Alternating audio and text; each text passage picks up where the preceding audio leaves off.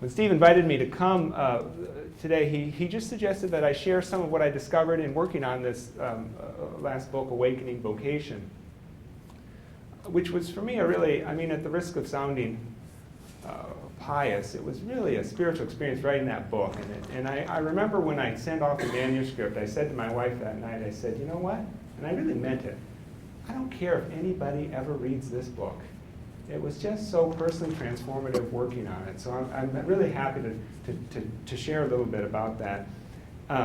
The book began, the story kind of goes back to some of my early research coming out of graduate school on the emergence of professional forms of lay ministry. And some of that work that I did on my dissertation and the first book drew me into conversations back in the early 90s that the U.S. bishops were having in the work they were doing developing that document, Co-Workers in the Vineyard of the Lord, a resource for guiding the development of lay ecclesial ministry. And in a number of conversations I was having with bishops and others working on the project, I noticed so we were talking not about lay ministry in general, but about this particular group of lay ministers who are professionally prepared, who work more or less full-time, long-term, who kind of have this vocational commitment to ministry, what the bishops are now calling lay ecclesial ministry. There was a certain resistance to talking about lay ecclesial ministry as a vocation. And it surprised me. I thought, Vatican II, universal call to holiness, why is this a problem to talk about this as a vocation? Well, it quickly became clear that the resistance came from a certain almost technical definition of vocation that a lot of these bishops and others were working out of. One that imagined vocation exclusively as a permanent state of life. And of course, that the lay ecclesial ministry didn't quite fit in that. So it got me kind of thinking and interested, and I wanted to spend some time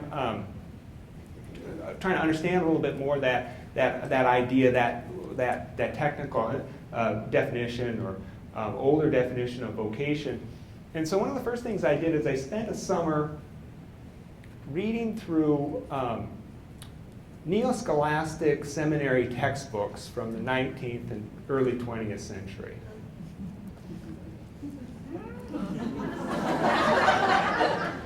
And I'm tell you, if you want to know about purgatory, spend a summer reading through neo-scholastic seminary textbooks from the 19th and 20th century. You will not only read a lot about purgatory, you'll get a kind of experiential taste of it. And it was a fascinating sort of look because there was a lot in these treatments about vocation. And I noticed sort of some of the limitations were sort of kind of trying to categorize or list the kind of limitations. One was the way in which vocation was limited or sort of assumed to be talking about ordained or religious life. That it was limited to a state of life. But also that vocation was in a way in these treatments reified. It was talked about like a kind of a thing.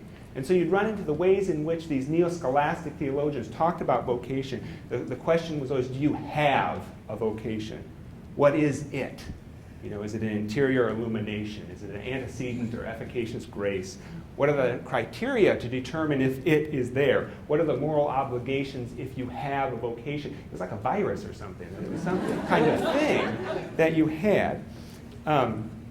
And this was a huge topic, I think, because at that point in time in certain parts of the world, seminary professors who were writing these textbooks faced this dilemma of all these people coming to them claiming a vocation, so they got to kind of develop some sort of standard or way to talk about it. And what bothered me, I think, one thing about it was the way in which vocation was so interior, spiritualized or interiorized. But I quickly kind of realized that that wasn't so much the problem as it was that vocation was sort of, obviously God speaks to the heart, and the interior movements of God and the soul are very important. It was more that understanding of vocation, that reified notion of vocation, was hamstrung, if you will, by a dualistic and deficient theology of grace.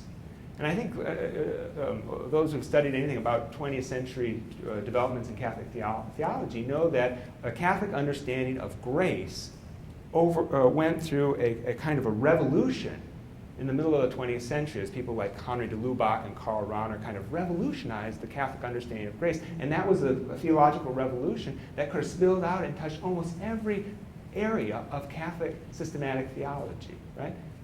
Except, it seemed to me, vocation. Because with the Vatican II's universal affirmation of the universal call to holiness, all these neo-scholastic conversations dropped away.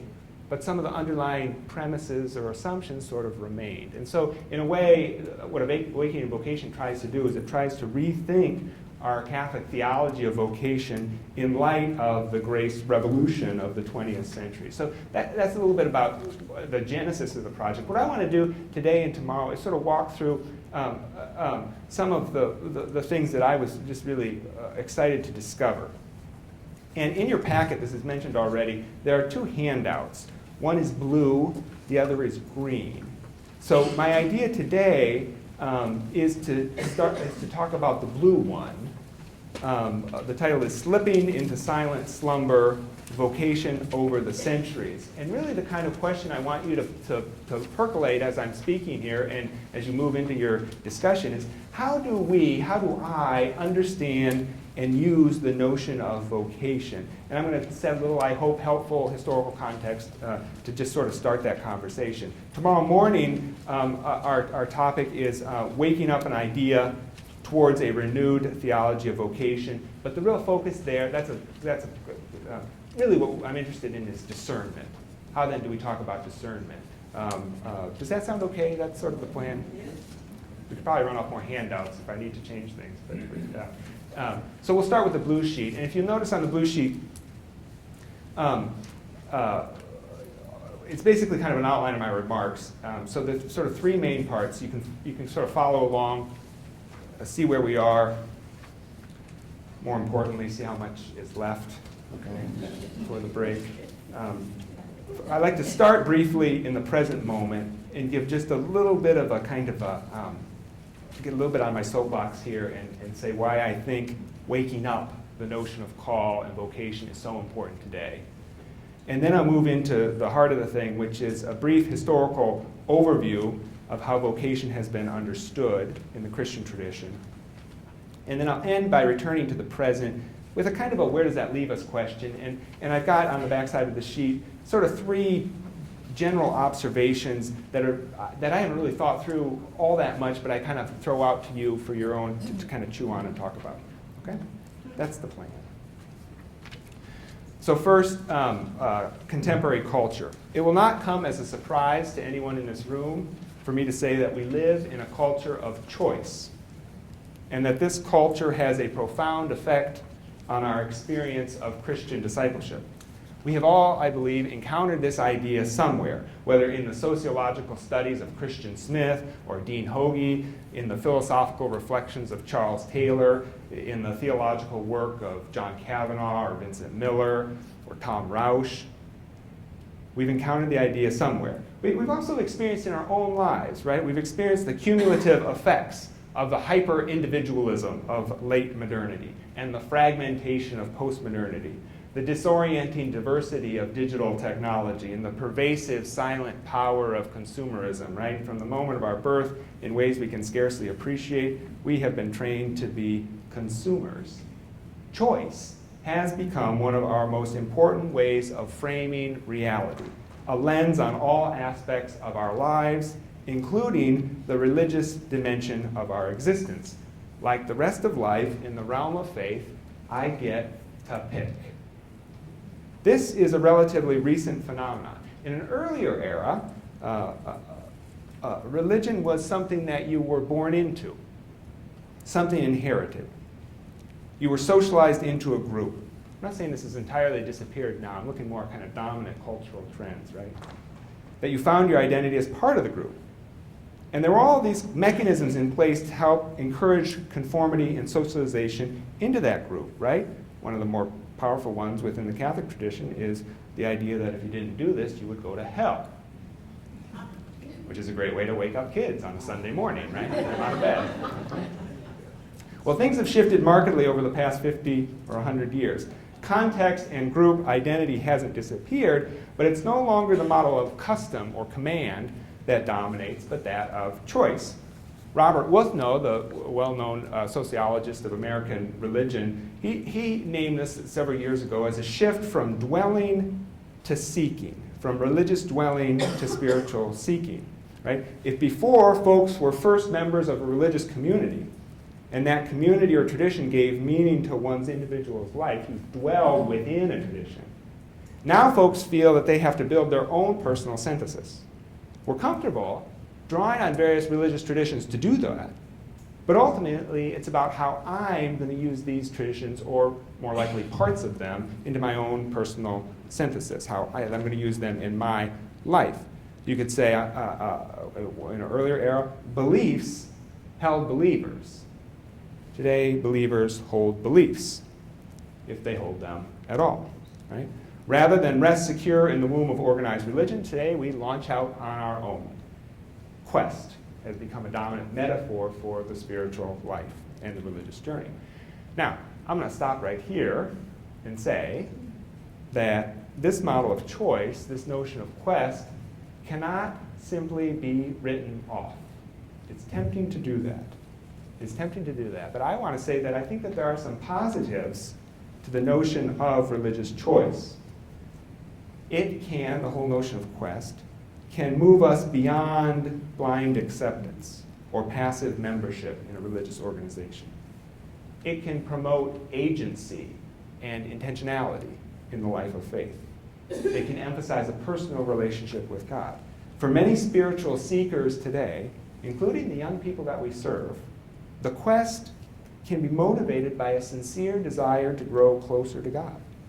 And it may, in fact, be a faithful response to the way in which our religious institutions are failing them. For many, the quest opens out into genuine altruism and selfless living, so I don't want to too quickly dismiss it. Right? The problem isn't choice. The problem, at least as I see it, and tried to articulate it in my book, is that when choice, the problem comes when choice becomes the fundamental paradigm for religious experience. When it does that, then there's a way in which it can too easily short-circuit personal transformation. If religious traditions are no longer the context for the religious life, but resources for my own spiritual construction, can they ever really challenge us? Okay, that's the question for me is a question of transformation. Right? And it's precisely here, both in a kind of a sensitive appreciation for what quest brings, but also a worry about its limitations, that I think the language of vocation helps. Call taps into the deep-seated sensibilities of the quest. Integrity, identity, itinerary, right? But in a way that resists self-absorption. It acknowledges the importance of decision and discernment, which are the virtues of choice, but it recognizes that our decision comes as a response to something or to someone beyond. To speak of a call is to acknowledge a caller, to see that God's initiative precedes all of our projects and our plans. Right? Our freedom doesn't hover supreme over an infinite number of possibilities. That's sort of the fundamental framework of choice. Right? Our freedom hovering supreme over all of these possibilities. Right? Rather, our freedom, from a Christian perspective, stands under or before the transcendent, always being drawn up or out or along into the source of our being. That's the basic pattern of call. Right? And so my vocation, and if you're looking for a metaphor, my vocation being drawn out into that beyond is quite simply the way that I will rise. Right? Yet, like picking a point on the dome of the sky, there are an infinite number of ways up. What will be my unique way of responding? What will be the transcendent trajectory of my life? Right? Those are the kinds of questions that I think can speak to people today. So if we've grown disillusioned with the paradigm of choice, I get to pick. Right? A return to obligation, to mindless obedience, to some rigid conformity, to somebody else's idea of orthodoxy is not the only solution. There's a third way. Right? The way of invitation, attraction, relationship, response, the way of vocation. Making sense so far? The trouble is, at least for us Catholics, is that we have historically so limited and so spiritualized the notion of vocation that it hardly seems to apply to normal people. No offense to all the heartfelt stories shared earlier today. And there are reasons for that. Which leads to my second set of remarks. Okay, a brief history lesson on the theology of vocation. Our 10-year-old has just discovered this phrase, no offense, She thinks it wipes out all sins. Dinner was awful. Awful. No offense.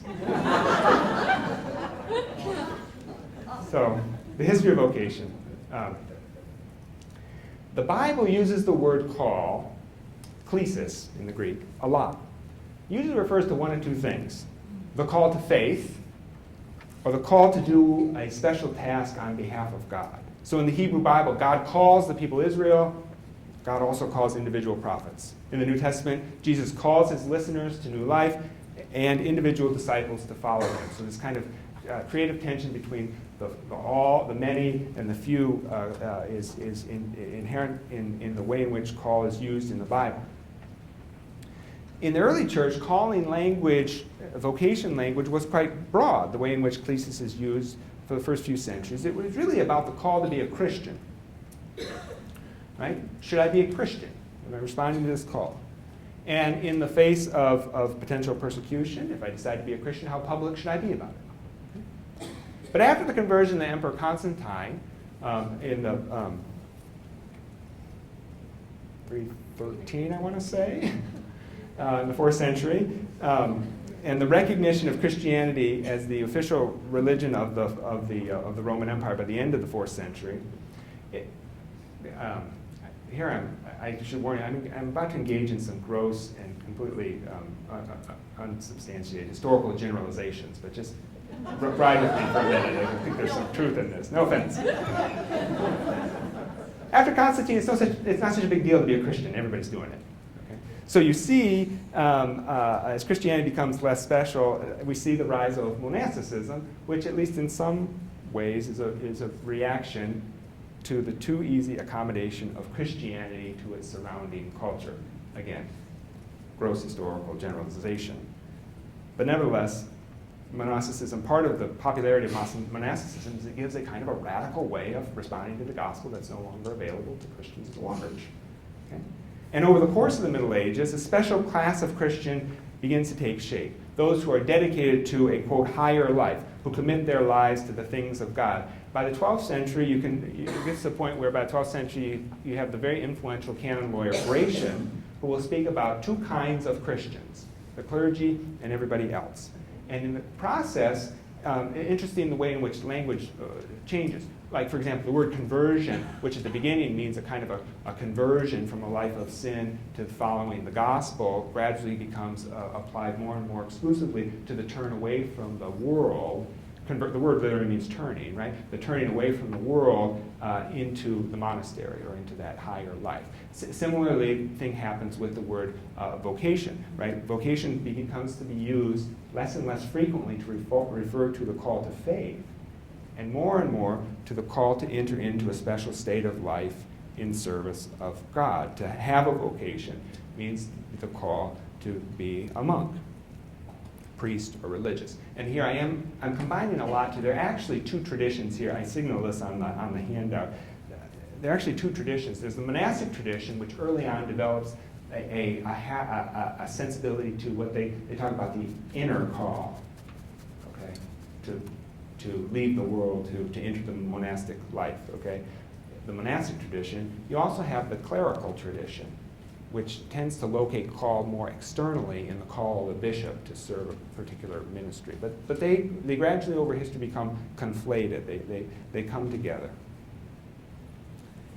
It's really the Protestant Reformation that introduces a new way of talking about vocation. In some ways, the Reformation can be read as a wide-ranging rejection of the two-tier Christianity that had taken hold in medieval Europe at the time. Okay. Martin Luther, for example, rejected the hierarchical priesthood of the ordained and spoke instead of the priesthood of all believers. So he took a biblical category, priesthood, that had in his day become applied to the smaller group of clergy, the ordained, and recovers the kind of biblical sense of the priesthood of all believers. He does the same thing with vocation. Okay? And it's really Martin Luther who introduces a genuinely new way of talking about vocation and call in the Christian tradition. It's quite creative. And it begins, in some ways, with the way in which he interprets 1 Corinthians 7:20. And that's the passage I have on the handout. I think it begins in a lot of things, actually, but it's interesting to me how his commentary on 1 Corinthians. In 1 Corinthians 7, in the course of one of his, a set of exhortations that the Apostle Paul extends to his readers, he says, remain in the calling in which you were called. Now what Luther does is he takes that word calling, klesis in the Greek,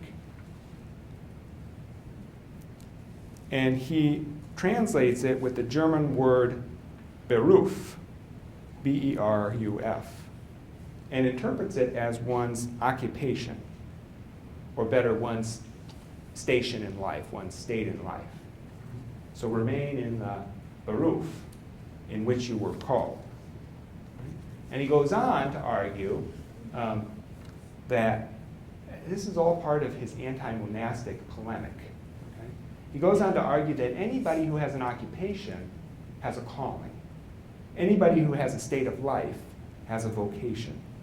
And so he rejects the idea that only monks or only priests are called by God, that only they have a vocation. And instead he argues that every state of life, every type of work can be considered a calling, a true vocation. Because every state of life and every type of work offers the opportunity to serve others. Okay? Every state of life and every type of work offers the opportunity to love your neighbor. Okay? And in fact, in the context of his polemic, he turns the monastic calling on its head, right? He argues, in a way that only Martin Luther can, right? That he said, monks claim to be following God, but what they're actually doing is fleeing from their neighbor. Okay? They're fleeing from that particular place of responsibility in which God is calling them. Okay? Monks claim to be following the more difficult path, the more challenging calling, but the real challenge is not escaping the world. The real challenge is living in the world. Right? Celibacy is not the true cross. Marriage is. No offense. He tells a story in one of his letters of this young man. It's kind of an imaginary story, of this young man who's contemplating marriage. And this young guy looks out at all his married friends, and he says to himself, here I'll quote, alas, must I rock the baby, wash its diapers? He's kind of imagining married life. Make its bed, smell its stench, stay up nights with it, take care of it when it cries, heals its rashes and sores, and on top of that, care for my wife, provide for her, labor at my trade, take care of this and take care of that, do this and do that, endure this and endure that, and whatever else of bitterness and drudgery married life involves. What? Should I make such a prisoner of myself? Oh, you poor wretched fellow, have you taken a wife? Fie, fie upon such wretchedness and bitterness. It is better to remain free and lead a peaceful, carefree life. I will become a priest.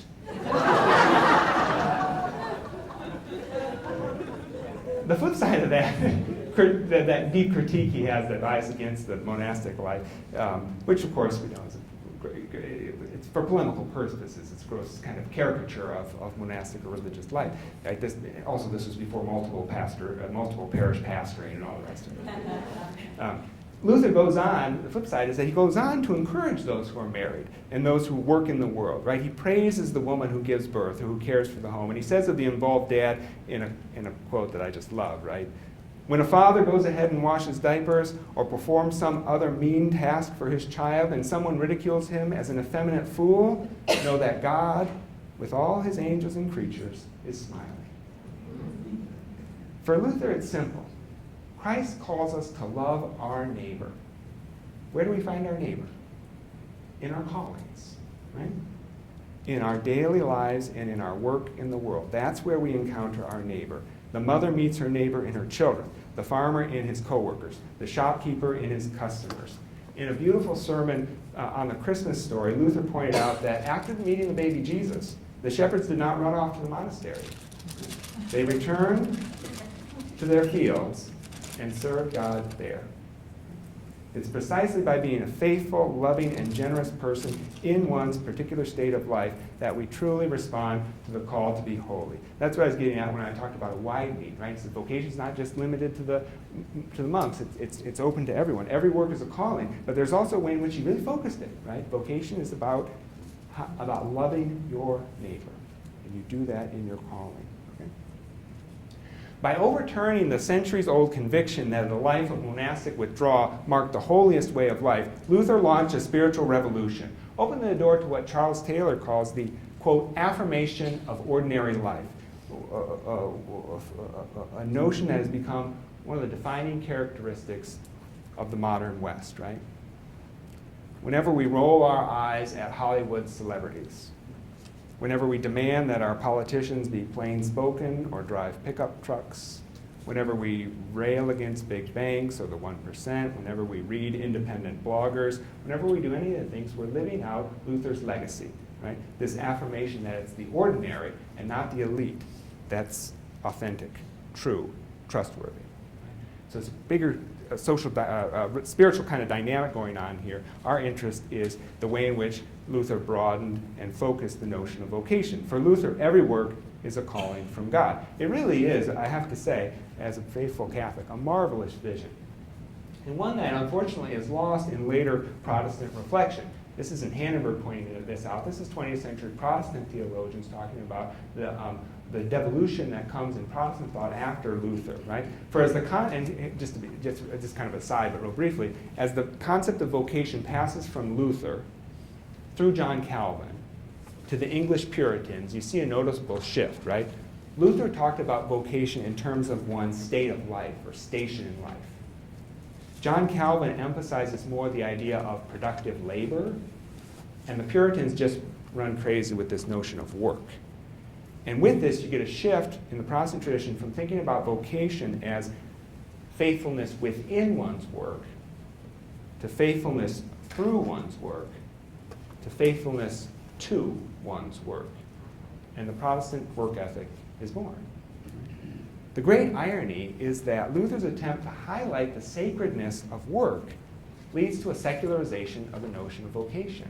And you get to a point where today in America we can quite comfortably talk about vocation, as in vocational counseling, vocational colleges, voc ed, without ever mentioning God.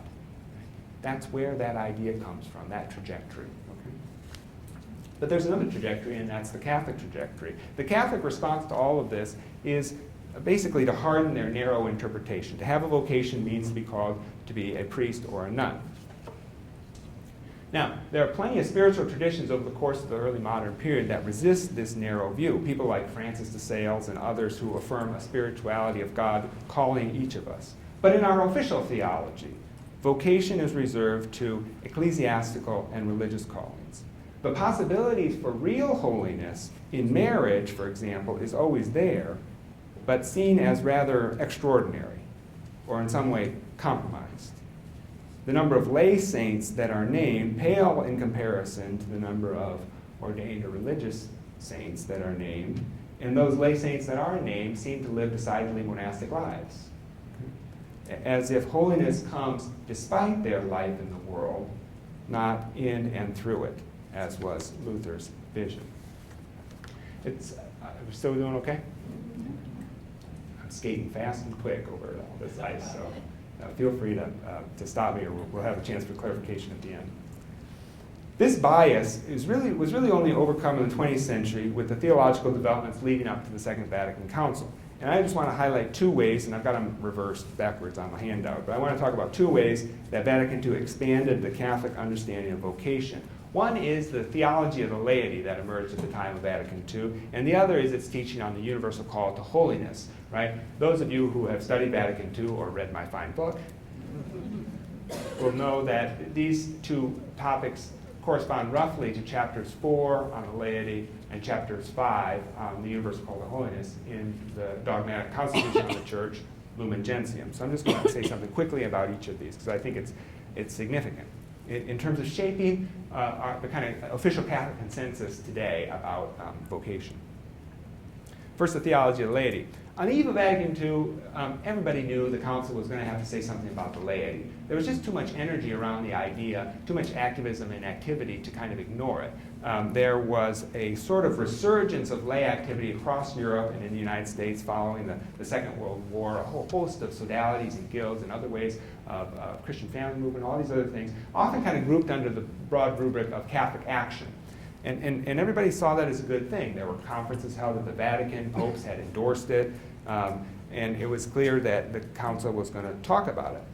People wanted to affirm this agency or activity of the laity on a pastoral level, but they also, the theologians wanted to affirm it on a theological level. They wanted to kind of look at this kind of new reality and see how it connected to the long tradition of the church. The trouble is, when they look back at the long tradition of the church, they found it didn't have a whole lot good to say about the laity.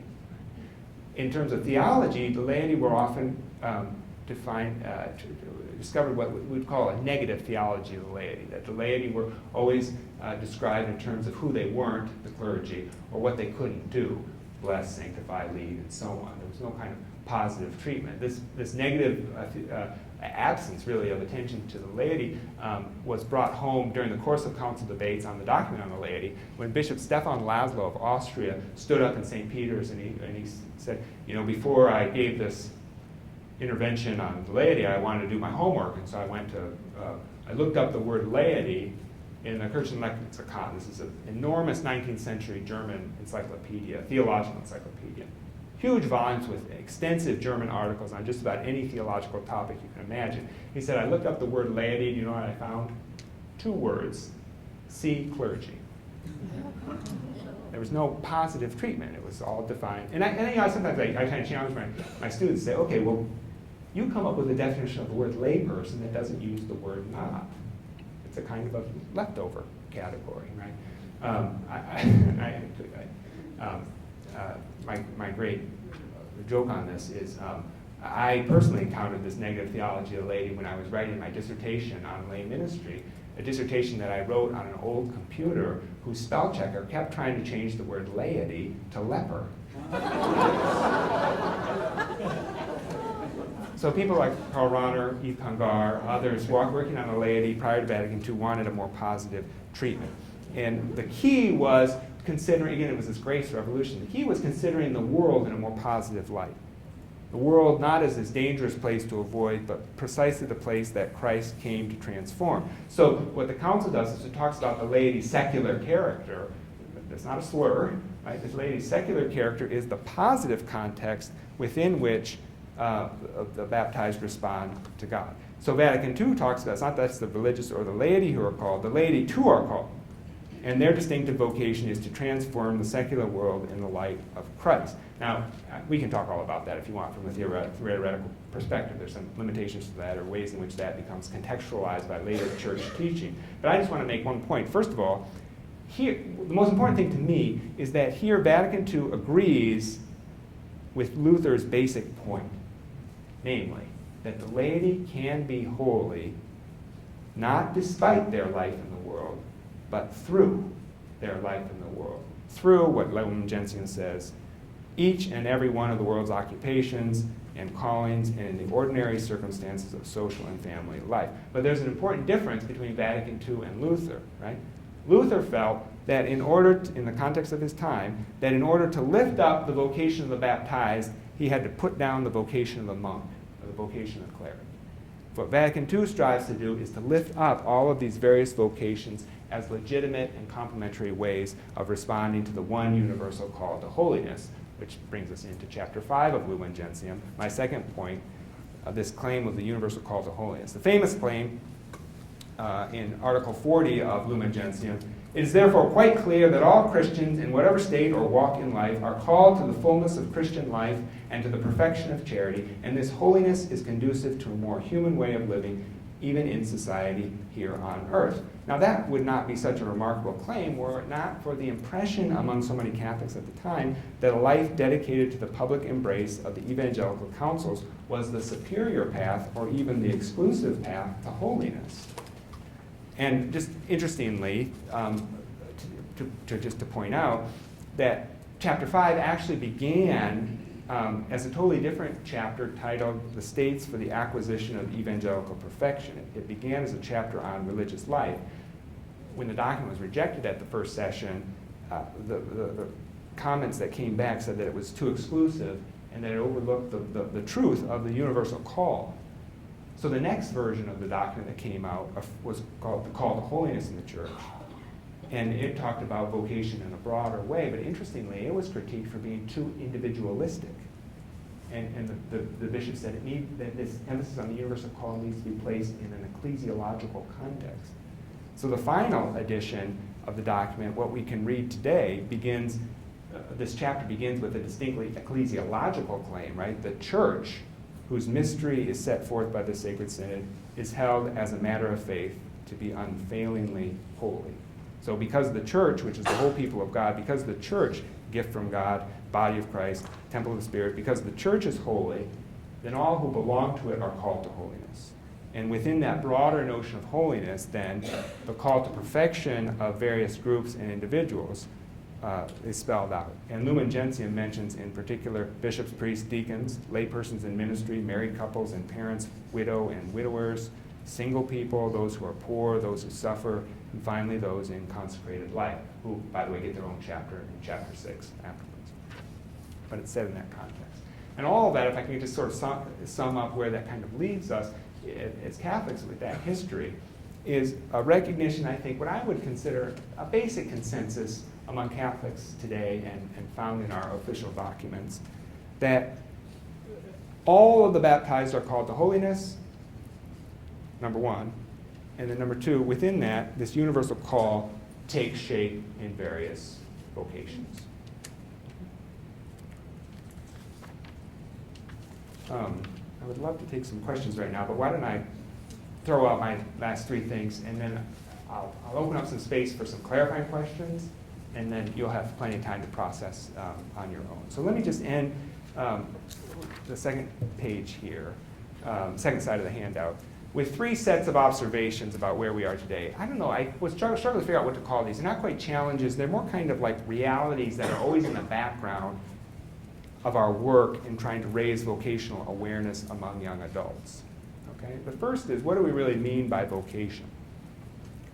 And in the boxes, I just throw out there some of the kind of frameworks that I have encountered. You maybe have different ways of framing this or different ways of talking about it. I hope that surfaces in the discussion. One is, again, loosely pre-Vatican II, this kind of older assumption that reserved vocation language to priesthood and religious life, or as the new Catholic Encyclopedia, the 1960s version, describes it, clerical vocations and religious vocations, or ecclesiastical office and state of life. They're distinct. They're often run together. Historically, I mentioned the early difference between the internal call of the monk and the external call of the cleric. But I think that they become conflated for a lot of Catholics. It's a kind of a ministerial state of life, right? One for boys and one for girls. Even though that's ecclesiologically not accurate, but in terms of people's consciousness. Marriage, and this was mentioned earlier in terms of how the vocations were talked about, marriage as a state of life is, even before Vatican II, kind of added to. And I think because it looked like the others. It was permanent, it involved kind of vows, it sort of had a sense of totality of life that the other vocations have, and that sort of left the single life in this odd space of transition. Maybe single people are just waiting for our vocation to one of these three things. So that would be maybe a pre-Vatican II. It's interesting, John Paul II tries to clean all of this up in his post-apostolic exhortations on the laity, on religious life, on the formation of priests and others. And his framework, it's interesting, his framework, he's quite free in his writings to talk about vocation in all kinds of ways. He talks about, interesting, the document on the laity talks about different states of life, not states of life, stages of life as vocations. It's a very creative kind of way of talking about that. But he really comes down to a quite traditional distinction. And here he points to ordained ministry, consecrated life, and lay life. not marriage, but lay life, as the three, what he says, paradigmatic vocations. And this is Vita Consecrata 31, the decree on, the apostolic exhortation on consecrated life. I'll just read this passage. The vocations to the lay life, to the ordained ministry, and to the consecrated life can be considered paradigmatic inasmuch as all particular vocations, considered separately as a whole, are in one way or another derived from them or lead back to them in accordance with the riches of God's gift. Okay, so it's an attempt to be more inclusive, but what's interesting to me is that there's still the tendency to see state of life as the primary framework for vocation. And my question is, do we think about that? Do we think about life in that way? The state of life, station of life, it really emerges out of medieval social roles in agrarian societies and much more stable life. Do we have a more dynamic and developmental sense of human life and commitment? So that's a kind of a question for me, is how much state of life is important as state of life is that the only or the primary framework for vocation?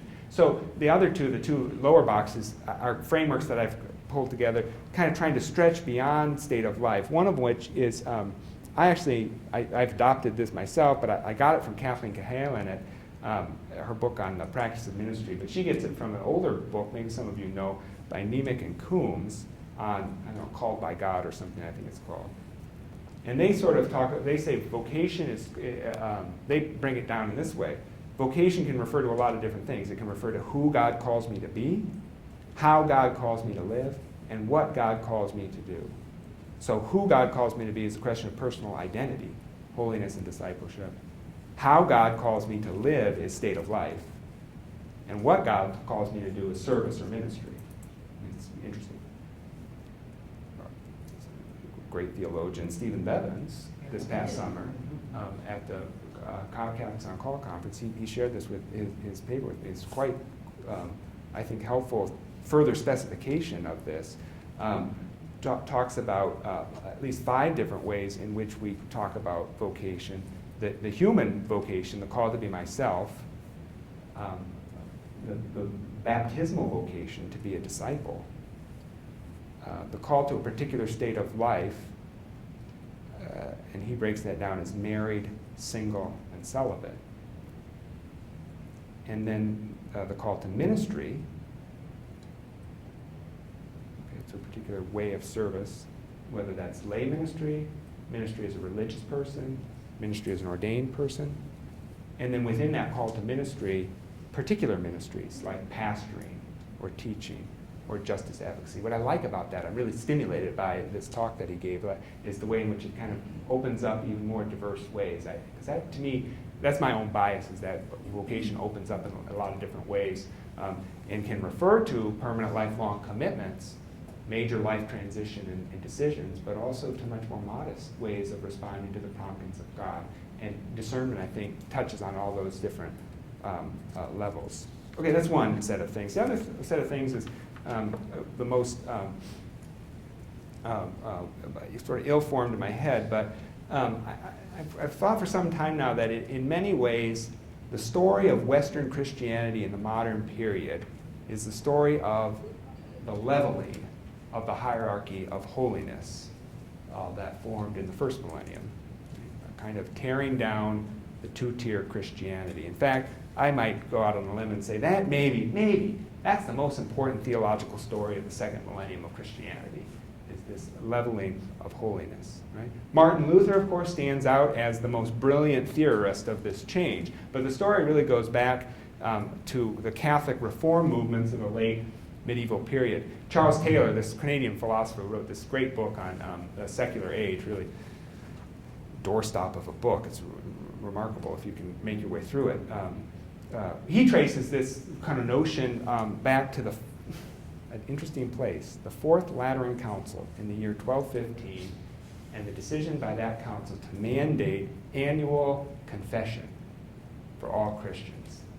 And he sees in that attempt to insist that holiness is not just for the elite, but that holiness is something that every disciple can strive for. that the fully lived gospel is not just for the few.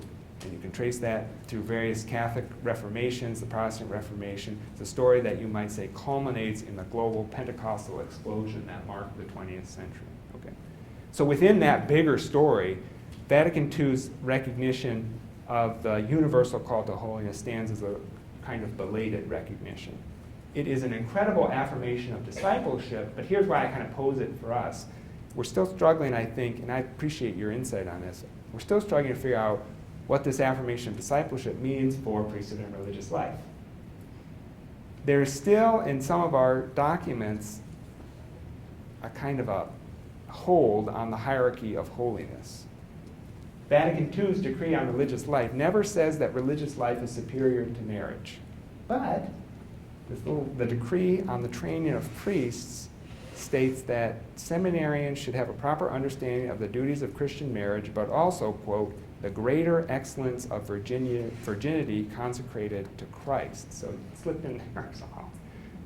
That kind of, and in Vita Consecrata, John Paul II states, this is Article 32, quote, as a way of showing forth the church's holiness, it is to be recognized that the consecrated life, which mirrors Christ's own way of life, has an objective superiority.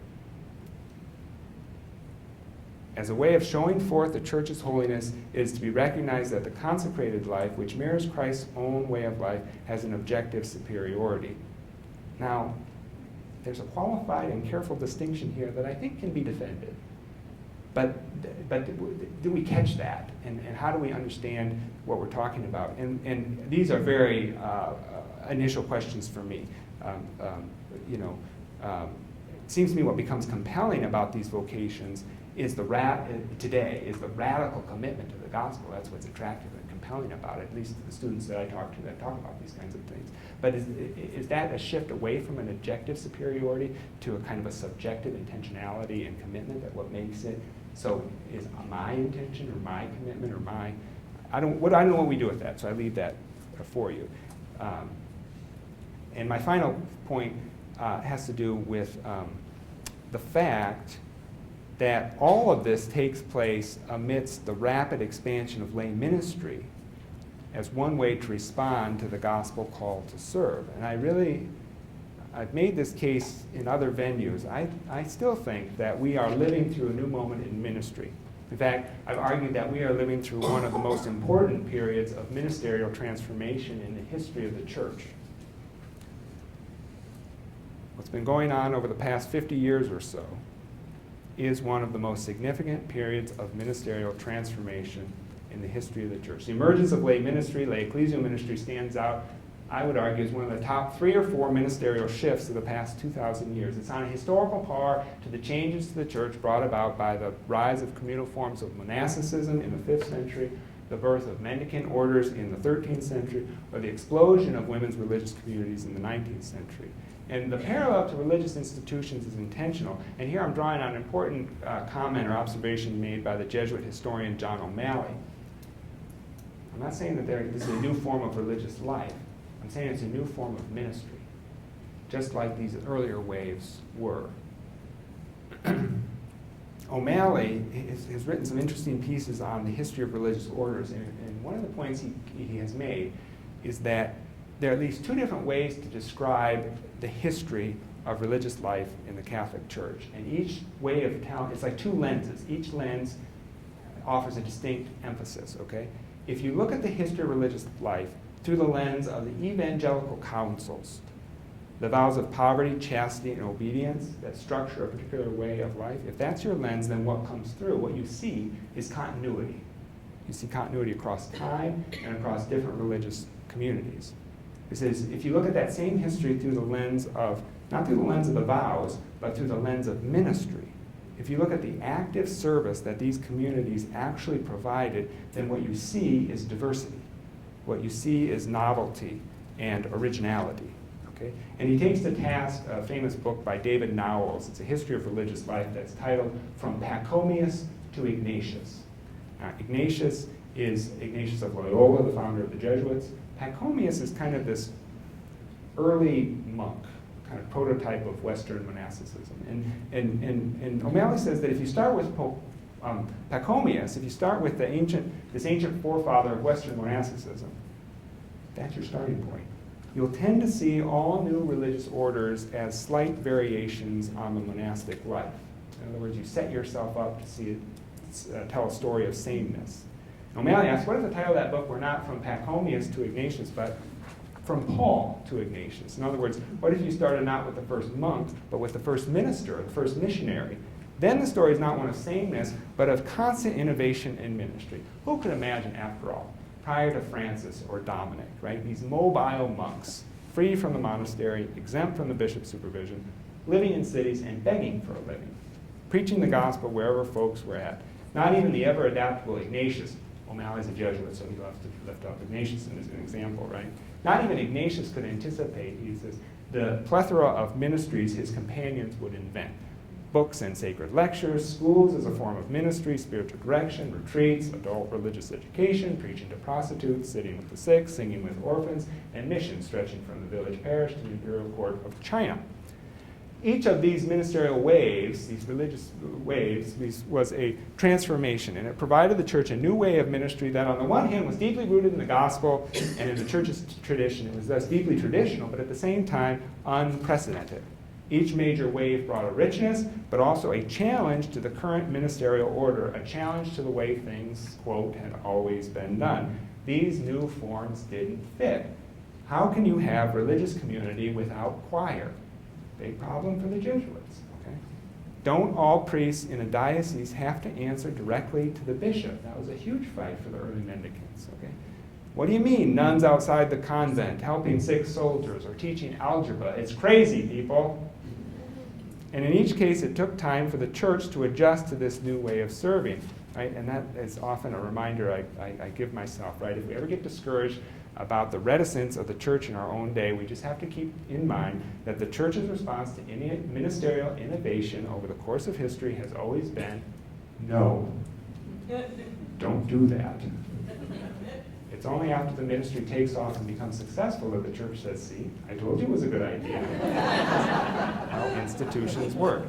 I would argue that the rise of lay ministry brings a similar newness. Simply put, ministry just hasn't been done in this way, on this scale, before. I'm not saying this is the first time lay people have been actively engaged in serving the church. After all, St. Francis ministered as a layman most of his life. St. Ignatius began giving the spiritual exercises to lay people as a lay person. What I'm saying is, in our context today, lay ministry has taken on a new shape, a new form of leadership, a new kind of vocational commitment that poses a challenge to the way things, quote, have always been done. A challenge to the ministerial order of the church, just as radical as that brought by the mendicant friars or the active sisters.